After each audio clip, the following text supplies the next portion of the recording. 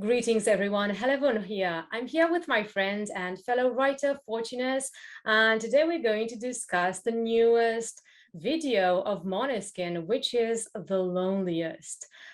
This is something that I wasn't sure that I would be doing, and I think you will realize what my reasons for this were. But at the same time, this is a channel where we analyze lyrics to rock and metal songs and not necessarily praise them. So, hello, Fortunus, and thank you for joining. Hi, it's a pleasure to be here. So, we are going to go through a series of questions where we both explore our reaction to this song.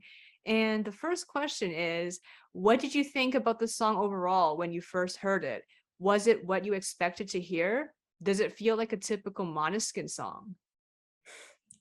Honestly, I'm truly disappointed, and I'm not going to hold back saying this because, as our viewers may remember, for Supermodel, I was really not excited at all, but I gave them a pass because that was a song that was supposed to be more lighthearted. It was supposed to be something that grabs the audience's attention towards the band. So, that was fine. But I'm not going to give them a pass now.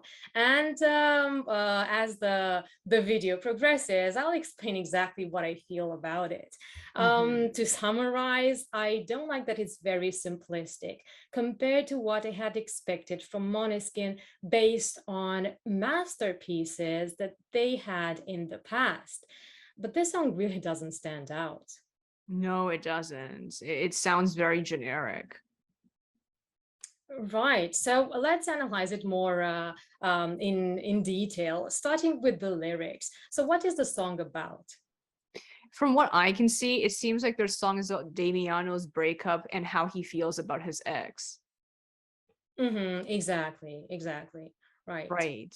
So the next question is, how do the lyrics compare to the other songs we've analyzed before, especially the ones in Italian? As for me, I feel like the lyrics are more shallow and more generic. This song is just about a breakup and the negative emotions that Damiano experiences in light of it. In songs like Coraline and Torna a Casa, it's not just about love.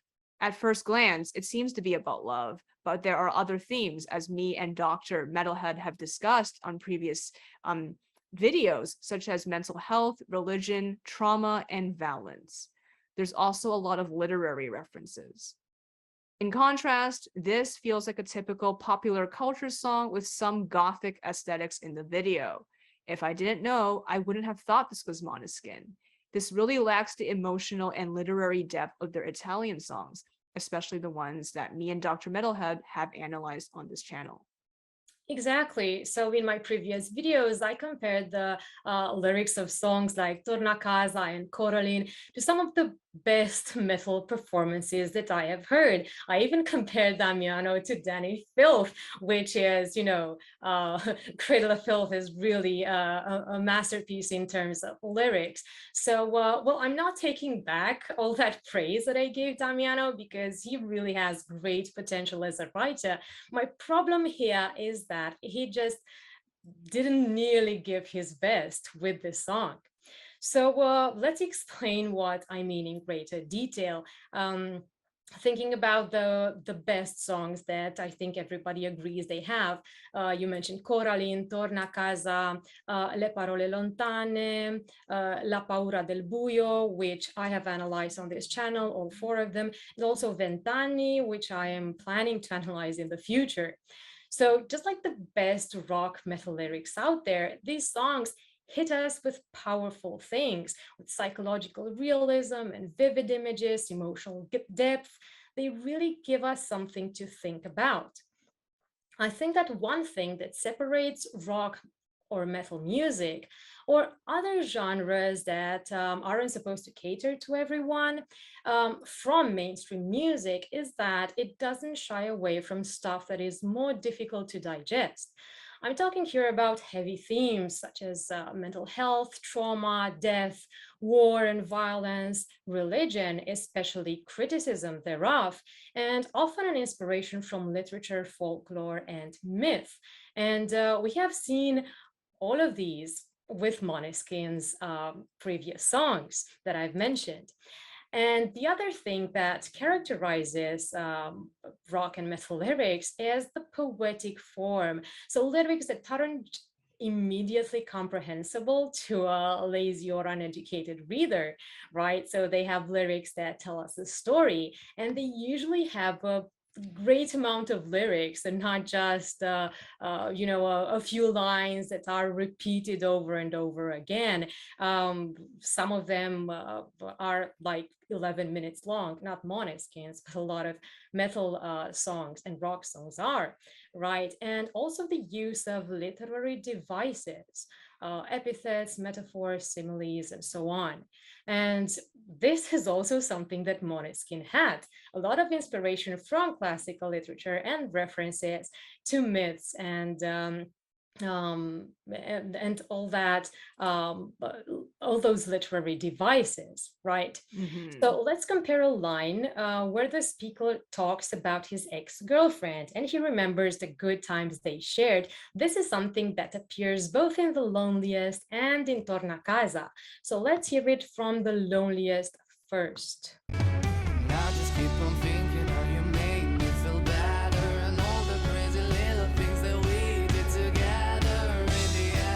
In the end, it doesn't matter if tonight is gonna be. Hear the same thing from Torna Casa. Mhm.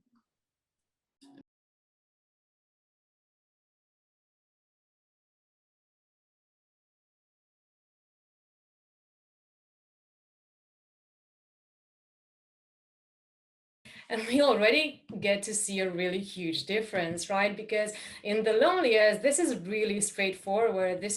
You don't need a poet to put that into words. Anyone describe their relationship just like that. Whereas Torna Casa, those metaphors, that's Mhm. really a different level. And now let's listen another part from The Loneliest, where the speaker talks about how he doesn't want to go on without his lover. 'Cause I don't even care about the time I've got left here. The only thing I know now is that I wanna spend it with you. Okay, and now this is from Le Parole Lontane. Adesso portami a casa che mi spaventa l'inverno, le gambe stanno cedendo, non vedi che ho troppo freddo. Marlena, portami a casa che il tuo sorriso è stupendo, ma sai se adesso ti perdo, non vedo neanche più me. How beautiful are these metaphors, a metaphor of winter for the way he feels when he is alone. He doesn't say that I cannot go on. He says, I'll never walk a meter again. So that again, it's quite a big difference, isn't it? Absolutely, it is. And, you can really see that I think, ever since they went to the US, they are trying to appeal to a larger audience and making their stuff more mainstream in a sense. So what do you think about the sounds, both the voice and the melody? I think it sounds a lot like pop and only has some undertones of rock. It's very soft and the melody feels very generic. As I said before, it doesn't sound like Måneskin. I understand that they're trying to appeal to more audiences, but this really falls short of their usual quality. I agree with you. We had a fear that they were going to change after moving to LA, and it really does seem they have. I know. Damiano's voice had the rawness of rock music, which gave it so much emotion. So you could feel it viscerally, even in their ballads and even in those funky songs they made years ago, like Moriro da Re, which is by no means rock. But then Damiano's voice is pure rock. And then the video had that gypsy steampunk aesthetic. It was awesome, even if it's not really, very rock.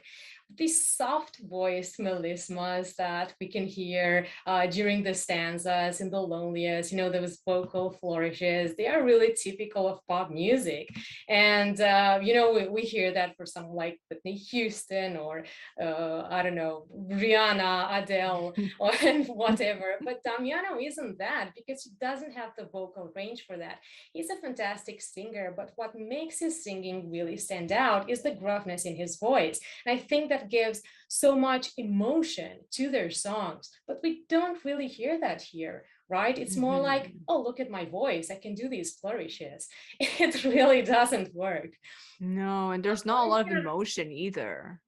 I know that there isn't, and this is my main problem.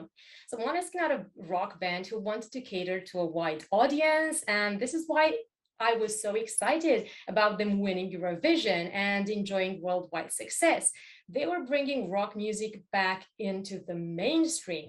So I never expected them to go beyond the mainstream. So I didn't expect them to make underground or extreme rock metal music, right? I knew what they Mhm. were about, but as long as it is rock, but this is really not that. Thomas Mhm. is trying, but it's still not rock, sorry. What did you think about the video? I would say that the video is quite good, but it feels very generic. And it also doesn't feel like Måneskin, just like the song. It just feels like, a generic kind of somewhat emo goth song from the 2000s. That's true. I mean, of course, the video is really the highlight of this song. I wish there was a different sound to this video because the video is decent. But yes, it is quite generic. It also doesn't have the power of Torna Casa with the paralyzed ballerina that really hits a different way. But of course, the band members are really beautiful. Their outfits are amazing. And it's really a pleasure to see everyone, and the aesthetic was good, but I also wish there was more about the video, but this is the Mhm. best thing about the song. So right, how do Mhm. you think this song compares to Supermodel, which is the first single off this new album? I think the melody and style is less pop influenced here than Supermodel, but both songs don't feel like Måneskin. And both of them feel manufactured and trying to appeal as many people as possible. I know. I mean, Supermodel was supposed to be more lighthearted, and it also had some humor and sarcasm, and also some critique of the music industry and of those people who considered themselves to be superstars. So it also had more depth, and it was less generic, right, than something about a breakup. And also, The Loneliest was supposed to be the serious one, the serious video of this album, the pièce de résistance, right?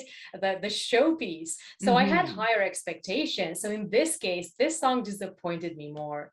Hmm. Finally, what do you think about their style seems to have changed since, going to the US? It's disappointing, to be frank, but I understand this is the direction they're going into. But I hope they will never abandon their original style. If they get a foothold in America, I hope they will make more songs like their original music, but in English. I hope so too. I mean, this is what earned their attention, the fact that they were standing out. So I really hope that they don't waste their potential by trying to blend in, which seems to be what they're doing right now. When this is the opposite of what they declared to be their artistic creed. If you remember something like Ventani, where they were saying that we are not selling our art for money. So I really hope they will stick to that because this is what made people truly like them. The ones who just like them because they looked cool and dressed in a gender non-specific way.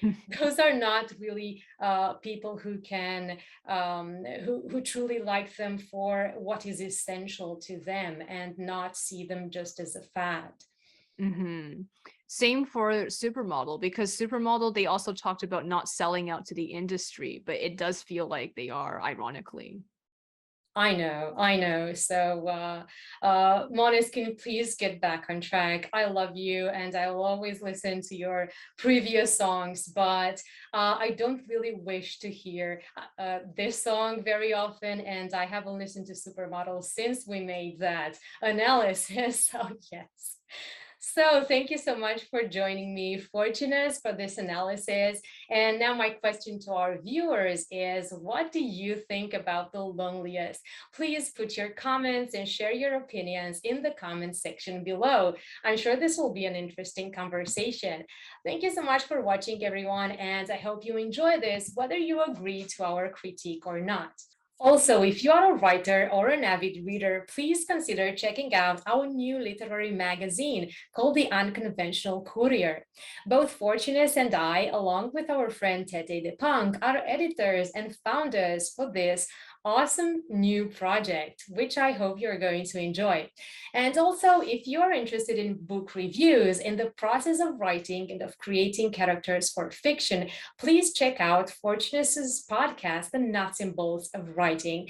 I'm going to put the links to everything in the description below. So thank you again for watching, and thank you, Fortunace, for joining me. Thank you so much. Bye. Until next time.